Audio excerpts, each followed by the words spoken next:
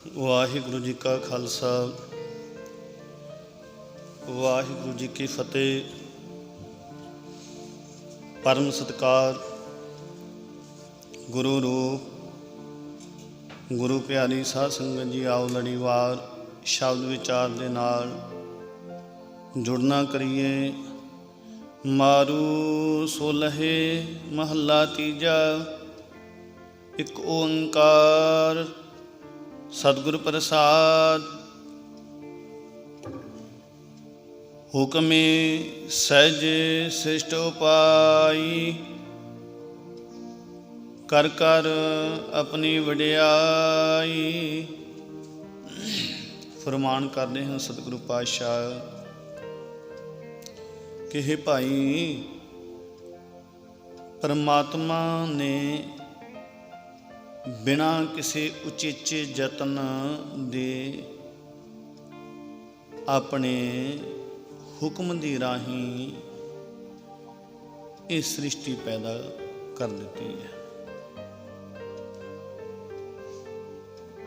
ਜਗਤ ਉਤਪਤੀ ਦੇ ਕੰਮ ਕਰ ਕਰਕੇ ਆਪਣੀ ਵਡਿਆਈ ਆਪ ਹੀ ਵੇਖ ਰਿਹਾ ਹੈ। ਆਪੇ ਕਰੇ ਕਰਾਏ ਆਪੇ, ਹੁਕਮੇ ਰਹਿਆ ਸਮਾਈ ਹੈ। ਆਪ ਹੀ ਸਭ ਕੁਛ ਕਰ ਰਿਹਾ ਹੈ ਉਹ ਅਕਾਲ ਪੁਰਖ। ਜੀਵਾਂ ਪਾਸੋਂ ਆਪ ਹੀ ਕਰਾ ਰਿਹਾ ਹੈ। ਆਪਣੀ ਰਜ਼ਾ ਅਨੁਸਾਰ ਸਾਰੀ ਸ੍ਰਿਸ਼ਟੀ ਵਿੱਚ ਵਿਆਪਕ ਹੋ ਰਿਹਾ ਹੈ। ਫਿਰ ਫਰਮਾਨ ਹੈ, ਮਾਇਆ ਮੋਹ ਜਗਤ ਗੁਬਾਰਾ, ਗੁਰਮੁਖ ਬੂਝੈ ਕੋ ਵਿਚਾਰਾ। ਫਰਮਾਨ ਕਰਦੇ ਹਨ ਸਤਿਗੁਰੂ ਪਾਤਸ਼ਾਹ ਕਿ ਹੇ ਭਾਈ, ਸ੍ਰਿਸ਼ਟੀ ਵਿੱਚ ਪ੍ਰਭੂ ਆਪ ਹੀ ਮਾਇਆ ਦਾ ਮੋਹ ਪੈਦਾ ਕਰਨ ਵਾਲਾ ਹੈ। ਜਿਸ ਨੇ ਜਗਤ ਘੂਪ ਹਨੇਰਾ ਬਣਾ ਰੱਖਿਆ ਹੈ, ਇਸ ਵਿਚਾਰ ਨੂੰ ਗੁਰੂ ਦੇ ਸਨਮੁਖ ਰਹਿਣ ਵਾਲਾ ਕੋਈ ਵਿਰਲਾ ਮਨੁੱਖ ਸਮਝਦਾ ਹੈ। ਫਿਰ ਫਰਮਾਨ ਹੈ, ਆਪੇ ਨਦਰ ਕਰੇ ਸੋ ਪਾਏ, ਆਪੇ ਮੇਲ ਮਿਲਾਈ ਹੈ। ਫਰਮਾਨ ਕਰਦੇ ਹਨ ਸਤਿਗੁਰੂ ਪਾਤਸ਼ਾਹ ਕਿ ਹੇ ਭਾਈ, ਜਿਸ ਜੀਵ ਉੱਤੇ ਪ੍ਰਭੂ ਆਪ ਹੀ ਮਿਹਰ ਦੀ ਨਿਗਾਹ ਕਰਦਾ ਹੈ, ਉਹੀ ਇਹ ਸੂਝ ਪ੍ਰਾਪਤ ਕਰਦਾ ਹੈ ਕਿ ਪ੍ਰਭੂ ਆਪ ਹੀ ਗੁਰੂ ਨਾਲ ਮਿਲਾ ਕੇ ਆਪਣੇ ਚਰਨਾਂ ਵਿੱਚ ਮਿਲਾਉਂਦਾ ਹੈ। ਫਿਰ ਫਰਮਾਨ ਹੈ, ਆਪੇ ਮੇਲੇ ਦੇ ਵਡਿਆਈ, ਗੁਰ ਪ੍ਰਸਾਦੀ ਕੀਮਤ ਪਾਈ। ਹੇ ਭਾਈ, ਪ੍ਰਭੂ ਆਪ ਹੀ ਮਨੁੱਖ ਨੂੰ ਗੁਰੂ ਨਾਲ ਮਿਲਾਉਂਦਾ ਹੈ ਤੇ ਇੱਜ਼ਤ ਬਖਸ਼ਦਾ ਹੈ। ਗੁਰੂ ਦੀ ਕਿਰਪਾ ਨਾਲ ਉਹ ਮਨੁੱਖ ਇਸ ਮਨੁੱਖਾ ਜਨਮ ਦੀ ਕਦਰ ਸਮਝਦਾ ਹੈ। ਫਿਰ ਫਰਮਾਨ ਹੈ, ਮਨਮੁਖ ਬਹੁਤ ਫਿਰੈ ਬਿਲ ਲਾਦੀ, ਦੂਜੇ ਭਾਏ ਖੁਆਈ ਹੈ।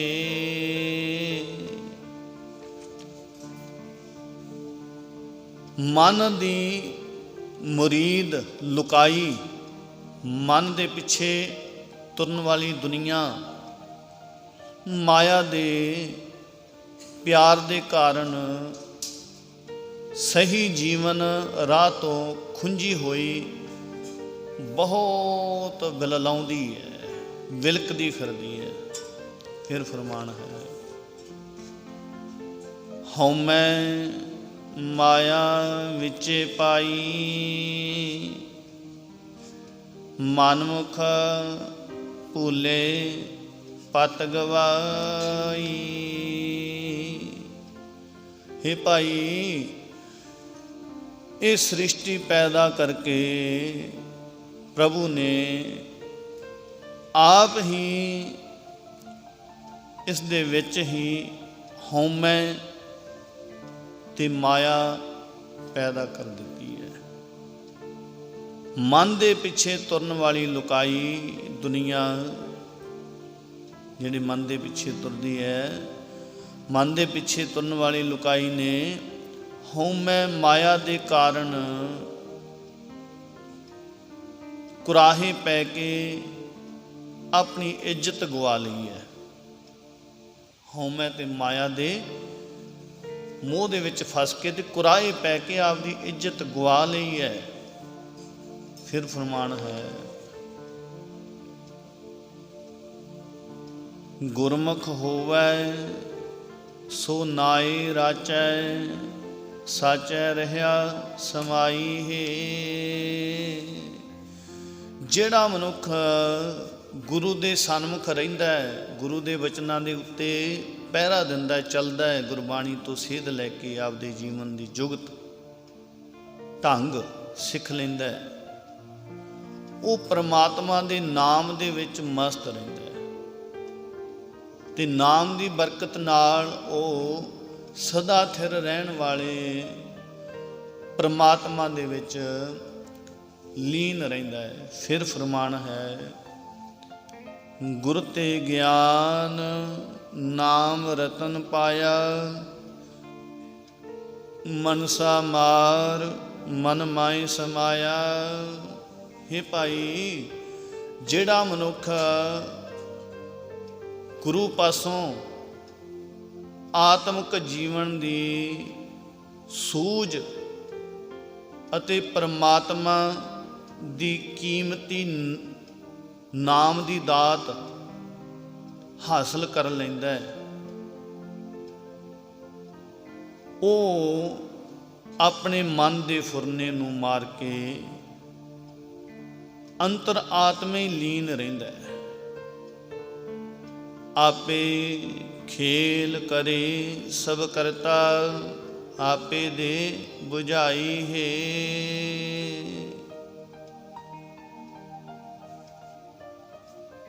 ਉਸ ਨੂੰ ਪਰਮਾਤਮਾ ਆਪ ਹੀ ਇਹ ਸਮਝ ਬਖਸ਼ ਦਿੰਦਾ ਹੈ ਕਿ ਸਾਰੇ ਖੇਲ ਪਰਮਾਤਮਾ ਆਪ ਹੀ ਕਰ ਰਿਹਾ ਹੈ। ਫਿਰ ਫਰਮਾਨ ਹੈ, ਸਤਿਗੁਰ ਸੇਵੇ ਆਪ ਗਵਾਏ, ਮਿਲ ਪ੍ਰੀਤਮ ਸ਼ਬਦ ਸੁਖ ਪਾਏ।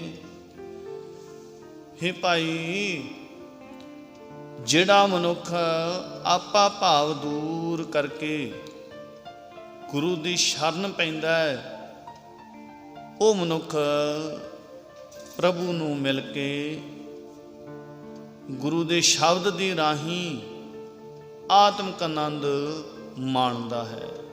ਉਸ ਦੇ ਅੰਦਰ ਪਰਮਾਤਮਾ ਦਾ ਪਿਆਰ ਬਣਿਆ ਰਹਿੰਦਾ ਹੈ। ਫਿਰ ਫਰਮਾਨ ਹੈ, ਅੰਤਰ ਪਿਆਰ ਭਗਤੀ ਰਾਤਾ, ਸਹਿਜ ਮਤੇ ਬਣਾਈ ਹੈ। ਉਹ ਮਨੁੱਖ ਪਰਮਾਤਮਾ ਦੀ ਭਗਤੀ ਵਿੱਚ ਰੰਗਿਆ ਰਹਿੰਦਾ ਹੈ, ਪਰਮਾਤਮਾ ਨਾਲ ਪਿਆਰ ਬਣਿਆ ਰਹਿੰਦਾ ਹੈ। ਆਤਮਿਕ ਅਡੋਲਤਾ ਵਾਲੀ ਬੁੱਧੀ ਦੇ ਕਾਰਨ ਪ੍ਰਭੂ ਨਾਲ ਉਸ ਦੀ ਪ੍ਰਤੀਤ ਬਣੀ ਰਹਿੰਦੀ ਹੈ। ਫਿਰ ਅੱਗੇ ਫਰਮਾਨ ਹੈ, ਦੁਖ ਨਿਵਾਰਨ ਗੁਰ ਤੇ ਜਾਤਾ, ਆਪ ਮਿਲਿਆ ਜਗ ਜੀਵਨ ਦਾਤਾ। ਸਮਝਾਉਣਾ ਕਰਦੇ ਹਨ ਸਤਿਗੁਰੂ ਪਾਤਸ਼ਾਹ ਕਿ ਇਹ ਭਾਈ ਗੁਰੂ ਦੇ ਰਾਹੀਂ ਜਿਸ ਮਨੁੱਖ ਨੇ ਦੁੱਖਾਂ ਦੇ ਨਾਸ ਕਰਨ ਵਾਲੇ ਪ੍ਰਭੂ ਨਾਲ ਡੂੰਘੀ ਸਾਂਝ ਪਾ ਲਈ, ਸਭ ਦਾਤਾਂ ਦੇਣ ਵਾਲਾ ਤੇ ਜਗਤ ਦਾ ਆਸਰਾ ਪ੍ਰਭੂ ਆਪ ਉਸ ਨੂੰ ਆ ਮਿਲਿਆ। ਫਿਰ ਉਹੀ ਮਨੁੱਖ ਆਤਮਿਕ ਜੀਵਨ ਦੀ ਸੂਝ ਪ੍ਰਾਪਤ ਕਰਦਾ ਹੈ, ਜਿਸਨੋਂ ਲਾਏ ਸੋਈ ਬੂਝੈ, ਭਉ ਭਰਮ ਸਰੀ ਰਹੋ ਜਾਈ ਹੈ। ਜਿਸ ਨੂੰ ਪ੍ਰਭੂ ਆਪ ਭਗਤੀ ਵਿੱਚ ਜੋੜਦਾ ਹੈ, ਉਹੀ ਮਨੁੱਖ ਆਤਮਿਕ ਜੀਵਨ ਦੀ ਸੂਝ ਪ੍ਰਾਪਤ ਕਰਦਾ ਹੈ। ਉਸ ਮਨੁੱਖ ਦੇ ਅੰਦਰੋਂ ਹਰੇਕ ਕਿਸਮ ਦਾ ਡਰ, ਹਰੇਕ ਸਹਿਮ ਭਰਮ ਦੂਰ ਹੋ ਜਾਂਦਾ ਹੈ। ਫਿਰ ਫਰਮਾਨ ਹੈ, ਆਪੇ ਗੁਰਮੁਖ ਆਪੇ ਦੇਵੈ, ਸੱਚਾ ਸ਼ਬਦ ਸਤਿਗੁਰ ਸੇਵੈ। ਸਮਝਾਉਣਾ ਕਰਦੇ ਹਨ ਸਤਿਗੁਰੂ ਪਾਤਸ਼ਾਹ ਕਿ ਇਹ ਭਾਈ ਜਿਸ ਮਨੁੱਖ ਨੂੰ ਪ੍ਰਭੂ ਆਪ ਹੀ ਗੁਰੂ ਦੇ ਸਨਮੁਖ ਰੱਖਦਾ ਹੈ, ਭਾਵ ਗੁਰੂ ਨਾਲ ਜੋੜ ਕੇ ਰੱਖਦਾ ਹੈ, ਜਿਸ ਨੂੰ ਆਪ ਹੀ ਭਗਤੀ ਦੀ ਦਾਤ ਦਿੰਦਾ ਹੈ, ਉਹ ਮਨੁੱਖ ਗੁਰੂ ਦੀ ਸ਼ਰਨ ਪਿਆ ਰਹਿੰਦਾ ਹੈ।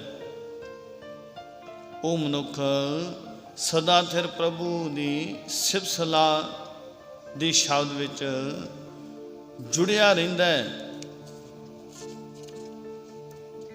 ਫਿਰ ਫਰਮਾਨ ਹੈ, ਜਰਾ ਜਮ ਤਿਸ ਜੋਹ ਨਾ ਸਾਕੈ, ਸਾਚੇ ਸਿਉ ਬਣਾਈ ਹੈ। ਜਰਾ ਕਹਿੰਦੇ ਹਨ ਵਡੇਪੇ ਨੂੰ, ਜਮ ਮਤਲਬ ਆਤਮਿਕ ਮੌਤ। ਤਾਂ ਸਮਝਾਉਣਾ ਕਰਦੇ ਨੇ, ਕਹਿੰਦੇ ਸਦਾ ਸਥਿਰ ਰਹਿਣ ਵਾਲੇ ਪਰਮਾਤਮਾ ਨਾਲ ਉਸ ਦੀ ਅਜਿਹੀ ਪ੍ਰੀਤ ਬਣ ਜਾਂਦੀ ਹੈ ਕਿ ਉਸ ਪ੍ਰੀਤ ਨੂੰ ਨਾ ਬੁਢੇਪਾ ਤੇ ਨਾ ਹੀ ਆਤਮਿਕ ਮੌਤ ਤੱਕ ਸਕਦੇ ਹਨ। ਭਾਵ ਉਹ ਬਰਕਰਾਰ ਰਹਿੰਦਾ ਹੈ, ਉਹ ਪਿਆਰ, ਉਹ ਪ੍ਰੀਤ। ਬੁਢੇਪੇ ਦਾ ਮਤਲਬ ਉਹ ਪ੍ਰੀਤ ਘਟਦੀ ਨਹੀਂ, ਇੱਕ ਰਸ ਰਹਿੰਦੀ ਹੈ। ਜਿਹੜੀ ਪ੍ਰੀਤ ਦੀ ਗੱਲ ਕੀਤੀ ਹੈ ਵਡੇਪੇ ਦੀ, ਇਹ ਨਹੀਂ ਵੀ ਸਰੀਰ ਤੇ ਵਡੇਪਾ ਹੀ ਨਹੀਂ ਆਉਂਦਾ, ਮਤਲਬ ਜਿਹੜਾ ਪਿਆਰ ਬਣਿਆ ਹੋਇਆ ਅਕਾਲ ਪੁਰਖ ਪਰਮੇਸ਼ਰ ਦੇ ਨਾਲ, ਉਹਦੇ ਵਿੱਚ ਕੋਈ ਫਰਕ ਨਹੀਂ ਆਉਂਦਾ। ਫਿਰ ਜਿਹਦਾ ਪਿਆਰ ਬਣ ਗਿਆ ਉਸ ਅਕਾਲ ਪੁਰਖ ਪਰਮੇਸ਼ਰ ਨਾਲ, ਉਹਦੀ ਗੱਲ ਕਰ ਰਿਹਾ ਸਤਿਗੁਰੂ ਪਾਤਸ਼ਾਹ। ਭਾਵ ਨਾ ਉਹ ਪ੍ਰੀਤ ਕਦੇ ਕਮਜ਼ੋਰ ਹੁੰਦੀ ਹੈ ਤੇ ਨਾ ਹੀ ਉੱਥੇ ਵਿਕਾਰਾਂ ਨੂੰ ਆਉਣ ਦਾ ਮੌਕਾ ਮਿਲਦਾ ਹੈ। ਫਿਰ ਫਰਮਾਨ ਹੈ, ਤ੍ਰਿਸ਼ਨਾ ਅਗਨ ਜਲੈ ਸੰਸਾਰਾ, ਜਲ ਜਲ ਖਪੈ ਬਹੁਤ ਵਿਕਾਰਾ। ਸਮਝਾਉਣਾ ਕਰਦੇ ਹਨ ਸਤਿਗੁਰੂ ਪਾਤਸ਼ਾਹ ਕਿ ਇਹ ਭਾਈ ਜਗਤ ਮਾਇਆ ਦੀ ਤ੍ਰਿਸ਼ਨਾ ਦੀ ਅੱਗ ਦੇ ਵਿੱਚ ਸੜ ਰਿਹਾ ਹੈ, ਵਿਕਾਰਾਂ ਵਿੱਚ ਸੜ ਸੜ ਕੇ ਬਹੁਤ ਦੁਖੀ ਹੋ ਰਿਹਾ ਹੈ। ਆਪਣੇ ਮਨ ਦੇ ਪਿੱਛੇ ਤੁਰਨ ਵਾਲਾ ਮਨੁੱਖ, ਫਰਮਾਨ ਹੈ, ਮਨਮੁਖ ਠੌਰ ਨਾ ਪਾਏ ਕਬਹੋ, ਸਤਿਗੁਰ ਬੂਝ ਬੁਝਾਈ ਹੈ। ਮਨਮੁਖ ਮਤਲਬ ਆਪਦੇ ਮਨ ਦੇ ਪਿੱਛੇ ਤੁਰਨ ਵਾਲਾ ਮਨੁੱਖ ਇਸ ਅੱਗ ਤੋਂ ਬਚਾਅ ਦਾ ਥਾਂ ਕਦੇ ਵੀ ਨਹੀਂ ਲੱਭ ਸਕਦਾ। ਜਿਹੜਾ ਤ੍ਰਿਸ਼ਨਾ ਦੀ ਅੱਗ ਦੇ ਵਿੱਚ ਸੜ ਰਿਹਾ ਹੈ, ਕਹਿੰਦਾ ਜਿਹੜਾ ਫਿਰ ਸਤਿਗੁਰੂ ਪਾਤਸ਼ਾਹ ਫਰਮਾਨ ਕਰਦੇ ਵੀ ਜਿਹੜਾ ਆਪਦੇ ਮਨ ਦੇ ਪਿੱਛੇ ਤੁਰਦਾ ਨਾ, ਉਹ ਇਸ ਅੱਗ ਦੇ ਵਿੱਚੋਂ ਨਹੀਂ ਨਿਕਲ ਸਕਦਾ। ਇਹ ਤ੍ਰਿਸ਼ਨਾ ਦੀ ਅੱਗ ਦੇ ਵਿੱਚੋਂ ਉਹ ਕਦੇ ਵੀ ਨਹੀਂ ਨਿਕਲ ਸਕਦਾ ਜਿਹੜਾ ਆਪਦੇ ਮਨ ਦੇ ਪਿੱਛੇ ਤੁਰਦਾ ਹੈ। ਇਸ ਤ੍ਰਿਸ਼ਨਾ ਦੀ ਅੱਗ ਦੇ ਵਿੱਚੋਂ ਉਹ ਹੀ ਨਿਕਲ ਸਕਦਾ ਹੈ ਜਿਹੜਾ ਗੁਰੂ ਦੀ ਮੱਤ ਤੇ ਤੁਰਦਾ ਹੈ।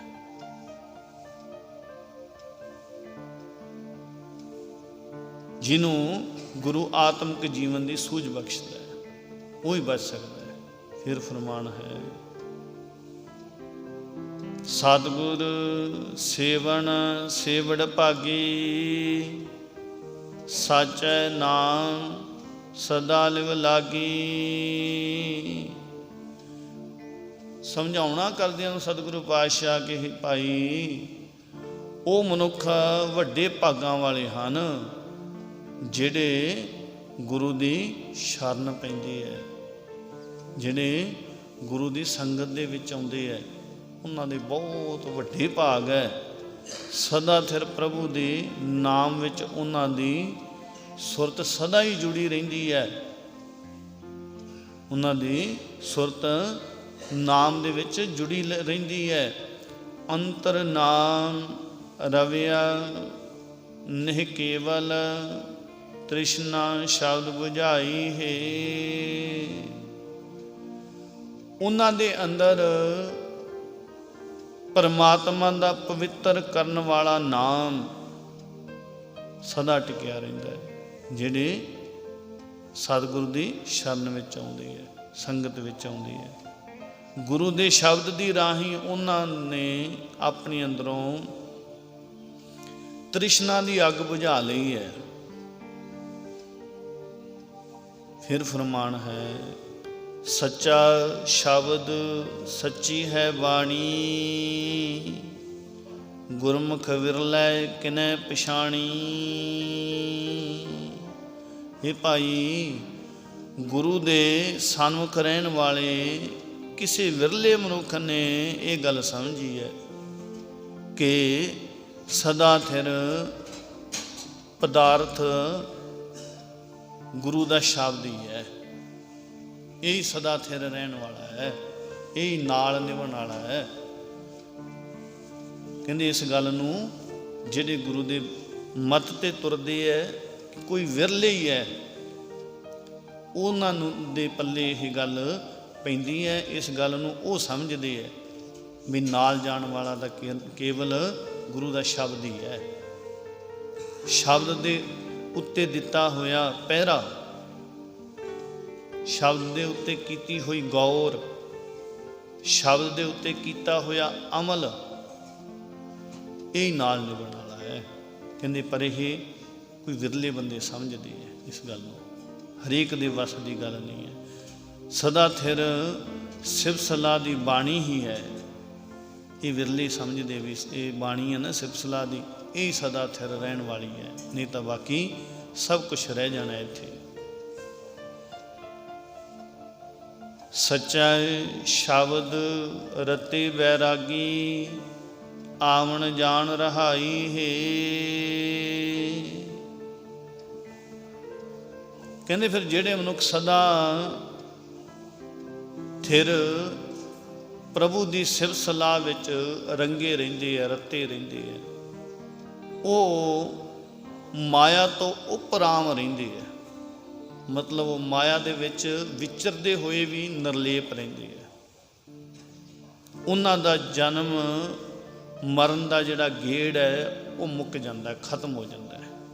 ਭਾਵ ਉਹਨਾਂ ਨੂੰ ਜੂਨਾਂ ਦੇ ਵਿੱਚ ਨਹੀਂ ਭਟਕਣਾ ਪੈਂਦਾ। ਆਵਣ ਜਾਣ ਰਹਾਈ ਹੈ, ਆਉਣ ਜਾਣ ਵਾਲਾ ਚੱਕਰ ਹੈ ਜਿਹੜਾ ਜਨਮ ਮਰਨ ਵਾਲਾ, ਰਹਾਈ ਹੀ ਦਾ ਮਤਲਬ ਮੁੱਕ ਜਾਂਦਾ ਹੈ। ਸ਼ਬਦ ਬੂਝੈ ਸੋ ਮੈਲ ਚੁਕਾਈ, ਨਿਰਮਲ ਨਾਮ ਵਸੈ ਮਨਿਆਈ।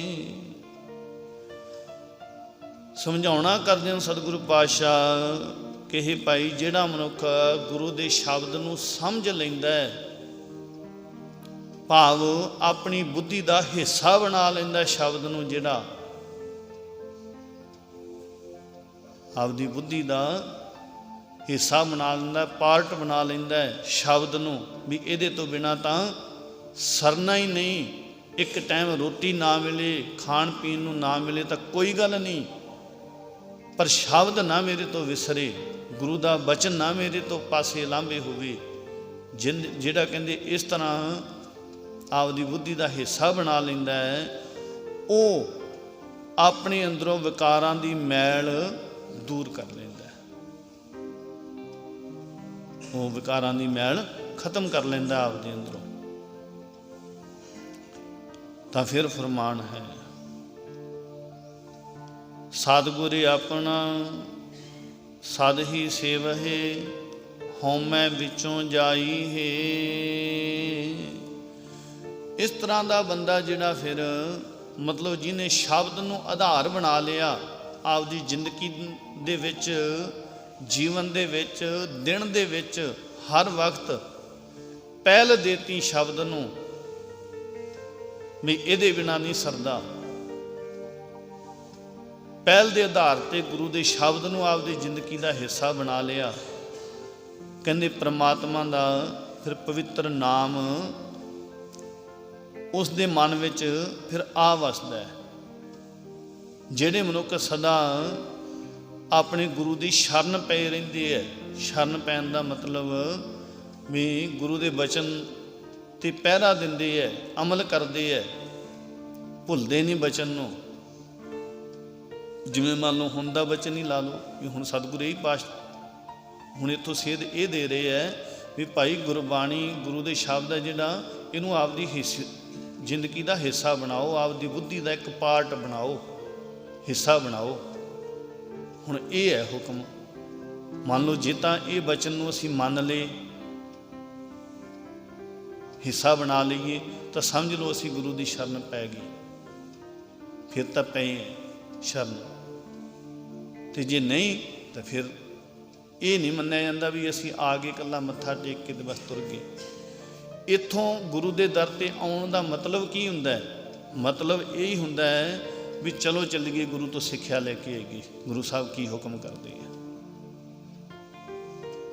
ਵੀ ਗੁਰੂ ਦਾ ਬਚਨ ਸੁਣ ਕੇ ਆਈਏ, ਗੁਰੂ ਸਾਹਿਬ ਸਾਨੂੰ ਕੀ ਉਪਦੇਸ਼ ਕਰਦੇ ਆ। ਆਉਣਾ ਤਾਂ ਇਸ ਵਾਸਤੇ ਹੀ ਹੈ, ਉਰੇ ਥੋੜ੍ਹਾ ਵੀ ਆਪਾਂ ਇਕੱਲਾ ਵਿਖਾਵਾ ਕਰਨ ਵਾਸਤੇ ਹੀ ਆਉਣਾ। ਇੱਥੋਂ ਕੁਛ ਸਿੱਖਣ ਵਾਸਤੇ ਗੁਰੂ ਘਰ ਆਉਣ ਦਾ ਮਤਲਬ, ਗੁਰੂ ਦੇ ਦਰ ਤੇ ਆਉਣ ਦਾ ਮਤਲਬ ਇਹੀ ਹੁੰਦਾ ਵੀ ਕੁਛ ਸਿੱਖ ਕੇ ਆਈਏ, ਗੁਰੂ ਤੋਂ ਕੋਈ ਸਿੱਖਿਆ ਲੈ ਕੇ ਆਈਏ, ਸੰਗਤ ਵਿੱਚ ਜਾਈਏ, ਇਹ ਹੁੰਦਾ ਹੈ। ਤਾਂ ਸਤਿਗੁਰੂ ਪਾਤਸ਼ਾਹ ਇਹੀ ਸਮਝਾ ਰਹੇ, ਕਹਿੰਦੇ ਫਿਰ ਜਿਹੜੇ ਮਨੁੱਖ ਆਪਣੇ ਗੁਰੂ ਦੀ ਸ਼ਰਨ ਦੇ ਵਿੱਚ ਪਏ ਰਹਿੰਦੇ ਆ, ਉਹਨਾਂ ਦੇ ਅੰਦਰੋਂ ਹਉਮੈ ਜਿਹੜੀ ਉਹ ਫਿਰ ਦੂਰ ਹੋ ਜਾਂਦੀ ਹੈ। ਅਗਰ ਹੁਣ ਇੰਨਾ ਕੁਛ ਸੁਣ ਕੇ ਵੀ ਫਿਰ ਵੀ ਜੇ ਸਾਡੇ ਅੰਦਰ ਹਉਮੈ ਨਾ ਦੂਰ ਹੋਵੇ, ਹਉਮੈ ਰਵੇ, ਹੰਕਾਰ ਰਵੇ, ਮੈਂ ਮੇਰੀ ਰਵੇ, ਸਮਝ ਲਓ ਫਿਰ ਅਸੀਂ ਸ਼ਰਨ ਦੇ ਵਿੱਚ ਆਏ ਨਹੀਂ।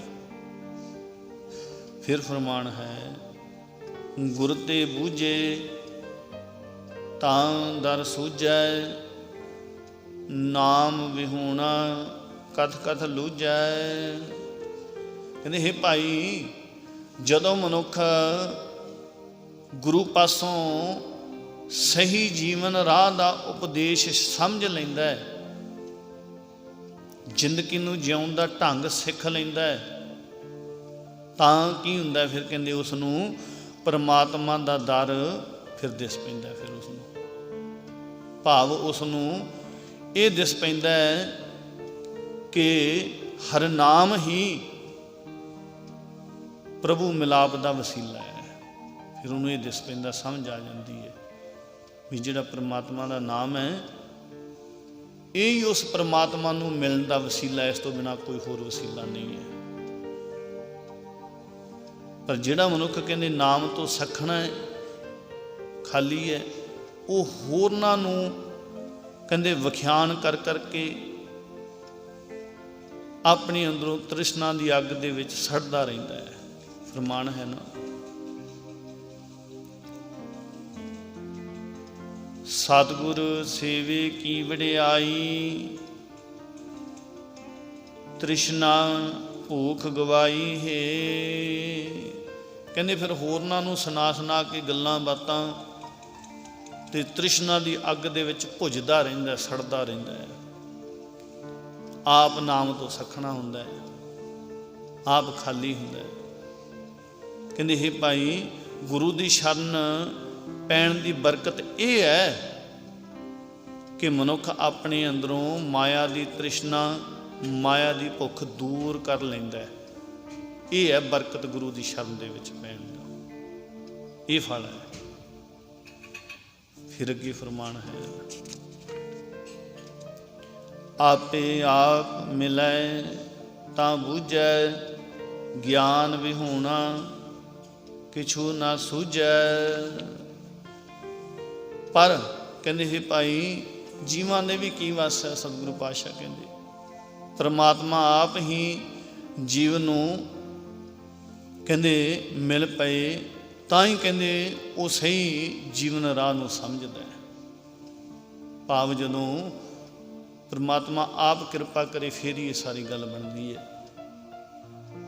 ਆਤਮਿਕ ਜੀਵਨ ਦੀ ਸੂਝ ਤੋਂ ਬਿਨਾਂ ਮਨੁੱਖ ਨੂੰ ਮਾਇਆ ਦੀ ਤ੍ਰਿਸ਼ਨਾ, ਭੁੱਖ ਤੋਂ ਬਿਨਾਂ ਹੋਰ ਕੁਝ ਸੁਝਦਾ ਹੀ ਨਹੀਂ।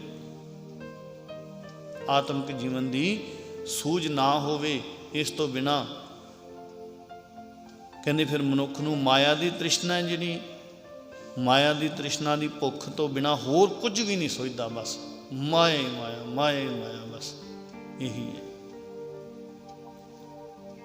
ਤਾਂ ਫਿਰ ਫਰਮਾਨ ਕਰਦੇ ਹਨ ਸਤਿਗੁਰੂ ਪਾਤਸ਼ਾਹ,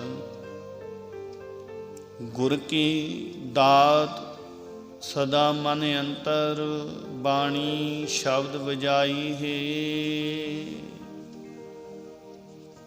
ਕਹਿੰਦੇ ਹੈ ਭਾਈ, ਜਿਸ ਮਨੁੱਖ ਦੇ ਮਨ ਵਿੱਚ ਗੁਰੂ ਦੀ ਬਖਸ਼ੀ ਆਤਮਿਕ ਜੀਵਨ ਦੀ ਸੂਝ ਦੀ ਦਾਤ ਸਦਾ ਵਸਦੀ ਹੈ, ਉਹ ਮਨੁੱਖ ਗੁਰੂ ਦੇ ਸ਼ਬਦ ਵਿੱਚ ਜੁੜ ਕੇ ਪਰਮਾਤਮਾ ਦੀ ਸਿਫਤ ਸਲਾਹ ਦਾ ਪ੍ਰਭਾਵ ਆਪਣੇ ਅੰਦਰ ਬਣਾਈ ਰੱਖਦਾ ਹੈ। ਜਿਵੇਂ ਵਾਜਰੇ ਵਾਜਿਆਂ ਦੇ ਕਾਰਨ ਕੋਈ ਹੋਰ ਨਿੱਕੀ ਮੋਟੀ ਆਵਾਜ਼ ਨਹੀਂ ਸੁਣਦੀ ਨਾ, ਜਦੋਂ ਕਿਤੇ ਵਾਜੇ ਜਾਂ ਹੋਰ ਮੰਨ ਲਓ ਢੋਲ ਵੱਜਦੇ ਆ, ਵਾਜੇ ਵੱਜਦੇ ਹੋਣ, ਪਾਸੇ ਆਸੇ ਕੋਈ ਬੋਲੀ ਜਾਵੇ, ਉਹ ਆਉਂਦੀ ਨਹੀਂ ਨਾ ਆਵਾਜ਼, ਸੁਣਦੀ ਨਹੀਂ ਉੱਥੇ ਤਾਂ ਇੱਥੇ ਕਹਿਣ ਦਾ ਮਤਲਬ ਇਹ ਹੈ ਸਤਿਗੁਰੂ ਪਾਤਸ਼ਾਹ ਦਾ, ਵੀ ਜਦੋਂ ਪਰਮਾਤਮਾ ਦੇ ਨਾਮ ਦੀ ਰੌਂ ਚੱਲ ਪਵੇ, ਉੱਥੋਂ ਪਾਸੇ ਵਾਲੀ ਆਵਾਜ਼ ਦਾ ਮਤਲਬ ਕੋਈ ਹੋਰ ਨਿੱਕੇ ਮੋਟੇ ਜਿਹੜੇ ਵਕਾਰ ਹੈ, ਵਕਾਰਾਂ ਦੀ ਆਵਾਜ਼ ਜਾਂ ਆਸਾ ਮਨਸਾ ਜਾਂ ਇਹੋ ਜਿਹਾ ਕੁਛ, ਉਹ ਆਪਦਾ ਪ੍ਰਭਾਵ ਨਹੀਂ ਪਾ ਸਕਦੇ ਉੱਥੇ। ਫਿਰ ਉਹਨਾਂ ਦੀ ਆਵਾਜ਼ ਉੱਥੇ ਉਹਨਾਂ ਦੀ ਸੁਣਾਈ ਨਹੀਂ ਹੁੰਦੀ ਉਹਨਾਂ ਦੀ, ਕਿਉਂ? ਉੱਥੇ ਤਾਂ ਨਾਮ ਦੀ ਧੁਨ ਵੱਜ ਰਹੀ ਹੁੰਦੀ ਹੈ, ਨਾਮ ਦੇ ਵਾਜੇ ਅੰਦਰ ਵੱਜ ਰਹੇ ਹੁੰਦੇ ਆ। ਅਤੇ ਉੱਥੇ ਫਿਰ ਜਿਹੜੇ ਦੁਨਿਆਵੀ ਆਸਾ ਮਨਸਾ ਵਕਾਰ, ਇਹ ਫਿਰ ਆਪਦਾ ਜ਼ੋਰ ਨਹੀਂ ਕਹਿਣ ਦਾ ਭਾਵ ਪਾ ਸਕਦੇ। ਫਿਰ ਫਰਮਾਨ ਹੈ, ਜੋ ਧੁਰ ਲਿਖਿਆ ਸੋ ਕਰਮ ਕਮਾਇਆ, ਕੋਈ ਨਾ ਮੇਟੈ ਧੁਰ ਫਰਮਾਇਆ। ਕਹਿੰਦੇ ਭਾਈ, ਸਾਰੀ ਖੇਡ ਪਰਮਾਤਮਾ ਦੀ ਰਜਾ ਵਿੱਚ ਹੀ ਹੋ ਰਹੀ ਹੈ, ਉਹਦੀ ਰਜਾ ਤੋਂ ਬਿਨਾਂ ਪੱਤਾ ਹੀ ਨਹੀਂ ਹਿਲਦਾ। ਸਾਰੀ ਖੇਡ ਉਹਦੀ ਰਜਾ ਦੇ ਵਿੱਚ ਹੀ ਹੋਈ ਜਾਂਦੀ ਹੈ। ਧੁਰ ਦਰਗਾਹ ਤੋਂ ਰਜਾ ਅਨੁਸਾਰ ਜੀਵ ਦੇ ਮੱਥੇ ਉੱਤੇ ਜੋ ਲੇਖ ਲਿਖਿਆ ਜਾਂਦਾ ਹੈ, ਉਹੀ ਕਰਮ ਜੀਵ ਕਮਾਉਂਦਾ ਰਹਿੰਦਾ ਹੈ। ਜਿਹੜਾ ਕੁਛ ਸਾਡੇ ਮੱਥੇ ਲਿਖਿਆ ਨਾ, ਉਹੀ ਅਸੀਂ ਹੁਣ ਇੱਥੇ ਕਰ ਰਹੇ ਹਾਂ। ਧੁਰੋਂ ਹੋਏ ਹੁਕਮ ਨੂੰ ਕੋਈ ਜੀਵ ਮਿਟਾ ਨਹੀਂ ਸਕਦਾ। ਜਿਹੜਾ ਹੁਕਮ ਹੈ ਧੁਰੋਂ ਦਰਗਾਹ ਤੋਂ, ਉਹਨੂੰ ਕੋਈ ਨਹੀਂ ਮਿਟਾ ਸਕਦਾ। ਪਰ ਨਾਲ ਫਿਰ ਇੱਥੋਂ ਇਹ ਗੱਲ ਕਹਿ ਕੇ ਛੁੱਟ ਜੀਏ ਵੀ ਫਿਰ ਇਹ ਤਾਂ ਹੁਣ ਸਾਰਾ ਕੁਛ ਉੱਥੋਂ ਹੀ ਹੋਈ ਜਾਂਦਾ ਅਤੇ ਇਹ ਤਾਂ ਮਿਟਣਾ ਹੀ ਨਹੀਂ। ਪਰ ਉਹਨੂੰ ਮਿਟਾਉਣ ਦੀ ਤਾਕਤ ਕੌਣ ਰੱਖਦਾ ਹੈ? ਸਤਿਗੁਰੂ ਪਾਤਸ਼ਾਹ, ਗੁਰਬਾਣੀ, ਗੁਰੂ। ਕਿਉਂ? ਧੁਰ ਦਰਗਾਹ ਤੋਂ ਲੇਖ ਕਿਹਨੇ ਲਿਖਿਆ? ਪਰਮਾਤਮਾ ਨੇ, ਅਕਾਲ ਪੁਰਖ ਨੇ। ਅਤੇ ਕੱਲ੍ਹ ਬਚਨ ਦੇ ਵਿੱਚ ਇਹ ਆਇਆ ਸੀ ਵੀ ਗੁਰੂ ਸ਼ਬਦ, ਗੁਰੂ ਤੇ ਪ੍ਰਮਾਤਮਾ ਇੱਕੋ ਹੀ ਹੈ, ਉਹਨਾਂ ਦੇ ਵਿੱਚ ਕੋਈ ਅੰਤਰ ਨਹੀਂ। ਤੇ ਇਸ ਕਰਕੇ ਫਿਰ ਜਦੋਂ ਇੱਕੋ ਹੀ ਹੈ ਤੇ ਫਿਰ ਜਿਹੜਾ ਲਿਖਣ ਵਾਲਾ ਹੈ ਉਹ ਮੇਟ ਵੀ ਸਕਦਾ ਹੈ ਨਾ। ਇਸ ਕਰਕੇ ਸਤਿਗੁਰੂ ਪਾਤਸ਼ਾਹ ਜਿਹੜਾ, ਜੇ ਹੁਣ ਅਸੀਂ ਇਹ ਕਹੀਏ, ਪਰ ਇੱਥੇ ਕੀ ਹੈ, ਨਿਉ ਕਿ ਇਹ ਚੀਜ਼ਾਂ ਮੰਗਣੀਆਂ ਪੈਂਦੀਆਂ, ਫਿਰ ਸੇਵਾ ਭਗਤੀ ਕਰਨੀ ਪੈਂਦੀ ਹੈ ਗੁਰੂ ਤੋਂ, ਫਿਰ ਇਹ ਦਾਤ ਮੰਗਣੀ ਪੈਂਦੀ ਹੈ। ਸਤਿਗੁਰੂ ਪਾਤਸ਼ਾਹ ਅਸੀਂ ਕਿਹੜੇ ਰਸਤੇ ਤੁਰੇ ਫਿਰਦੇ ਹਾਂ, ਸਾਡੇ ਇਹੀ ਕਰਮਾਂ 'ਚ ਲਿਖਿਆ, ਕਿਰਪਾ ਕਰੋ ਸਾਨੂੰ ਜਿਹੜਾ ਇਹ ਲਿਖਿਆ ਹੈ ਇਹਨੂੰ ਮੇਟੋ ਤੇ ਸਾਨੂੰ ਆਪਦੇ ਚਰਨਾਂ ਦੇ ਨਾਲ ਜੋੜੋ। ਇਹ ਦਾਤ ਮੰਗ ਗਈ ਗੁਰੂ ਤੋਂ, ਬਾਣੀ ਪੜ੍ਹ ਗਏ, ਸ਼ਬਦ ਨੂੰ ਵਿਚਾਰ ਕੇ ਉਹਦੇ 'ਤੇ ਤੁਰਨ ਦਾ ਯਤਨ ਕਰੀਏ ਤਾਂ ਫਿਰ ਉਹ ਲੇਖ ਜੇ ਕੋਈ ਮਾੜਾ ਲਿਖਿਆ ਵੀ ਹੈ ਤਾਂ ਉਹਨੂੰ ਮੇਟ ਵੀ ਸਕਦਾ ਸਤਿਗੁਰੂ ਪਾਤਸ਼ਾਹ, ਤਾਕਤ ਰੱਖਦਾ। ਤਾਂ ਹੀ ਤਾਂ ਹੈ, ਮੰਨ ਲਓ ਵੀ, ਨਹੀਂ ਤਾਂ ਗੁਰਬਾਣੀ ਤਾਂ ਹੀ ਕਹਿੰਦੀ ਹੈ ਨਾ, ਸਤਿਗੁਰੂ ਪਾਤਸ਼ਾਹ ਤਾਂ ਹੀ ਕਹਿੰਦੇ ਆ ਨਾ ਵੀ ਇੱਥੇ ਜਿਹੜੇ ਮਨੁੱਖਾ ਜਨਮ ਮਿਲਿਆ ਇਹਦੇ ਵਿੱਚ ਗੁਰਬਾਣੀ ਸ਼ਬਦ ਜ਼ਰੂਰੀ ਹੈ। ਇਸ ਸਰੀਰ ਦੇ ਵਿੱਚ ਉਹਦੇ 'ਤੇ ਪਹਿਰਾ ਦੇਣਾ ਗੁਰਬਾਣੀ 'ਤੇ ਜ਼ਰੂਰੀ ਹੈ। ਇਹਦੇ ਤੋਂ ਬਿਨਾਂ ਜੀਵਨ ਦੀ ਜਾਂਚ ਨਹੀਂ। ਉੱਥੋਂ ਦਰਗਾਹ ਤੋਂ ਪ੍ਰਮਾਤਮਾ ਨੇ ਭੇਜਤਾ ਲਿਖ ਕੇ, ਇੱਥੇ ਸਤਿਗੁਰੂ ਪਾਤਸ਼ਾਹ ਸੰਭਾਲ ਰਹੇ ਹੈ ਵੀ ਜੀ। ਉੱਥੋਂ ਲਿਖਿਆ ਵੀ ਗਿਆ ਤਾਂ ਉਹਨੂੰ ਮੇਟਣ ਦੇ ਸਮਰੱਥ ਫਿਰ ਗੁਰਬਾਣੀ ਨਾਲ ਰਸਤਾ ਵੀ ਬਣਾਇਆ ਸਤਿਗੁਰੂ ਪਾਤਸ਼ਾਹ ਨੇ। ਇਹ ਨਹੀਂ ਫਿਰ ਹੁਣ ਜੇ ਉਹ ਤਾਂ ਫਿਰ ਉਸ ਹਿਸਾਬ ਨਾਲ ਤਾਂ ਫਿਰ ਮੰਨ ਲਓ ਫਿਰ ਜਨਮ ਮਰਨ ਦਾ ਗੇੜ ਕੋਈ ਮੇਟ ਹੀ ਨਹੀਂ ਸਕਦਾ। ਮੰਨ ਲਓ ਜੇ ਕਹੀਏ ਵੀ ਅਸੀਂ ਮਾੜੀ ਸੰਗਤ ਦੇ ਵਿੱਚ ਫਿਰ ਕੋਈ ਵਾਰੀ ਕੋਈ ਪੈ ਜਾਂਦਾ ਹੈ ਤਾਂ ਫਿਰ ਉਹਦਾ ਮੰਨ ਲਓ ਵੀ ਉਹ ਤਾਂ ਫਿਰ ਵਸੀਲਾ ਹੀ ਹੈ ਨਹੀਂ, ਹੋਰ ਕੋਈ ਰਸਤਾ ਹੀ ਹੈ ਨਹੀਂ। ਤਾਂ ਹੀ ਫਿਰ ਸਤਿਗੁਰੂ ਪਾਤਸ਼ਾਹ ਕੱਲ੍ਹ ਵੀ ਸਮਝਾ ਰਹੇ ਸੀ ਵੀ ਹੋਰ ਕੁਛ ਵੀ ਵੇਦ ਪੁਰਾਣ ਹੋਰ ਜੋ ਮਰਜ਼ੀ ਪੜ੍ਹੀ ਹੈ ਕੁਛ ਵੀ ਹੈ, ਕੇਵਲ ਸ਼ਬਦ ਤੋਂ ਬਿਨਾਂ, ਗੁਰਬਾਣੀ ਤੋਂ ਬਿਨਾਂ ਹੋਰ ਬਚਾ ਨਹੀਂ ਸਕਦਾ। ਮੰਨ ਲਓ ਜੇ ਲੇਖ ਮਾੜਾ ਲਿਖਿਆ ਤਾਂ ਉਹਨੂੰ ਸਿੱਧਾ ਕਰਨ ਵਾਸਤੇ ਗੁਰਬਾਣੀ ਹੈ, ਕਰ ਸਕਦੀ ਹੈ ਜੇ ਲੜ ਲੱਗੀਏ ਤਾਂ ਸਾਨੂੰ ਬਚਾ ਸਕਦੀ ਹੈ। ਯਾਨੀ ਕਿ ਤਾਂ ਸਤਿਗੁਰੂ ਪਾਤਸ਼ਾਹ ਸਮਝਾ ਰਹੇ ਹੈ, ਕਹਿੰਦੇ ਹੇ ਭਾਈ ਸਤਿਗੁਰੂ ਦੀ ਬਾਣੀ ਦੇ ਨਾਲ ਜੁੜ। ਫਿਰ ਫਰਮਾਨ ਹੈ, ਸਤ ਸੰਗਤ ਮਹਿ ਤਿਨਹੀ ਵਾਸਾ ਜਿਨ ਕੋ ਧੁਰ ਲਿਖ ਪਾਈ ਹੈ। ਕਹਿੰਦੇ ਹੇ ਭਾਈ ਸਾਧ ਸੰਗਤ ਵਿੱਚ ਉਹਨਾਂ ਮਨੁੱਖਾਂ ਨੂੰ ਹੀ ਬਹਿਣ ਦਾ ਮੌਕਾ ਮਿਲਦਾ ਹੈ ਜਿਨ੍ਹਾਂ ਦੇ ਮੱਥੇ ਉੱਤੇ ਧੁਰੋਂ ਲਿਖ ਕੇ ਇਹ ਬਖਸ਼ਿਸ਼ ਸੌਂਪੀ ਜਾਂਦੀ ਹੈ। ਅੱਗੇ ਵੀ ਬੇਨਤੀ ਹੀ ਕਰਦੇ ਹੁੰਦੇ ਵੀ ਆਹ ਜਿਹੜੀ ਸੰਗਤ ਦੇ ਵਿੱਚ ਆ ਕੇ ਬੈਠੇ ਆ, ਇਹ ਆਈ ਨਹੀਂ ਆ ਕੇ ਬੈਠ ਗਏ ਆਪਦੀ ਮਰਜ਼ੀ ਨਾਲ, ਇਹ ਧੁਰ ਦਰਗਾਹ ਤੋਂ ਲਿਖ ਕੇ ਮੋਹਰ ਲਾ ਕੇ ਭੇਜਿਆ ਤਾਂ ਆ ਕੇ ਬੈਠੇ ਇੱਥੇ। ਤਾਂ ਇੱਥੇ ਸਤਿਗੁਰੂ ਪਾਤਸ਼ਾਹ ਹੁਣ ਆਪ ਵੀ ਕਹਿ ਰਹੇ ਨਾ, ਕਹਿੰਦੇ ਜਿਹੜਾ ਇਹ ਮੌਕਾ ਮਿਲਦਾ ਨਾ ਸੰਗਤ ਦੇ ਵਿੱਚ ਬੈਠਣ ਦਾ, 2 ਮਿੰਟ 5 ਮਿੰਟ ਘੰਟਾ ਜਿੰਨਾ ਵੀ ਸਮਾਂ, ਕਹਿੰਦੇ ਇਹ ਧੁਰ ਦਰਗਾਹ ਤੋਂ ਲਿਖ ਕੇ ਬਖਸ਼ਿਸ਼ ਸੌਂਪੀ ਜਾਂਦੀ ਹੈ ਤਾਂ ਮਿਲਦਾ ਹੈ, ਨਹੀਂ ਤਾਂ ਹੋਰ ਨਹੀਂ ਕੋਈ ਆ ਕੇ ਬਹਿ ਜਾਂਦਾ। ਫਿਰ ਫਰਮਾਨ ਹੈ, ਆਪਣੀ ਨਦਰ ਕਰੇ ਸੋ ਪਾਏ ਸੱਚਾ ਸ਼ਬਦ ਤਾੜੀ ਚਿਤ ਲਾਏ। ਕਹਿੰਦੇ ਹੇ ਭਾਈ ਸਾਧ ਸੰਗਤ ਵਿੱਚ ਟਿਕਣ ਦੀ ਦਾਤ ਉਹ ਮਨੁੱਖ ਹਾਸਲ ਕਰਦਾ ਹੈ ਜਿਸ ਉੱਤੇ ਪਰਮਾਤਮਾ ਆਪਣੀ ਮਿਹਰ ਦੀ ਨਿਗਾਹ ਕਰਦਾ ਹੈ। ਸਮਝ ਲਓ ਆ ਸੰਗਤ ਵਿੱਚ ਬੈਠੇ ਆ ਤਾਂ ਇਹ ਸੋਚੋ ਵੀ ਸਾਡੇ ਉੱਤੇ ਮਿਹਰ ਦੀ ਨਿਗਾਹ ਹੈ। ਨਿਗਾਹ ਤੋਂ ਬਿਨਾਂ ਨਹੀਂ ਇੱਥੇ ਆ ਕੇ ਬੈਠੇ ਸੀ, ਇਹ ਉਹਦੇ ਸਮਝ ਲਓ ਦ੍ਰਿਸ਼ਟੀ ਦੇ ਵਿੱਚ ਹੈ, ਪਰਮਾਤਮਾ ਦੀ ਮਿਹਰ ਦੀ ਨਿਗਾਹ ਦੇ ਵਿੱਚ ਹੈ। ਕਹਿੰਦੇ ਉਹ ਮਨੁੱਖ ਸਦਾ ਥਿਰ ਪ੍ਰਭੂ ਦੀ ਸਿਫਤ ਸਲਾਹ ਦੀ ਬਾਣੀ ਦੇ ਵਿੱਚ ਆਪਣਾ ਮਨ ਜੋੜਦਾ ਹੈ। ਇਹੀ ਹੈ ਕਹਿੰਦੇ ਉਸ ਦੀ ਜੋਗੀਆਂ ਵਾਲੀ ਸਮਾਧੀ। ਤਾੜੀ ਕਿਹਨੂੰ ਕਹਿੰਦੇ ਹਨ? ਸਮਾਧੀ ਨੂੰ। ਸੱਚਾ ਸ਼ਬਦ ਤਾੜੀ ਚਿਤ ਲਾਈ ਹੈ, ਤਾੜੀ ਕਹਿੰਦੇ ਨੇ ਸਮਾਧੀ ਨੂੰ। ਕਹਿੰਦੇ ਇਹੀ ਸਮਝ ਲਓ ਜੋਗੀਆਂ ਵਾਲੀ ਸਮਾਧੀ ਹੈ। ਫਿਰ ਉਹ ਜੋਗੀਆਂ ਵਾਲੀ ਨਹੀਂ ਲਾਉਣੀ ਪੈਂਦੀ।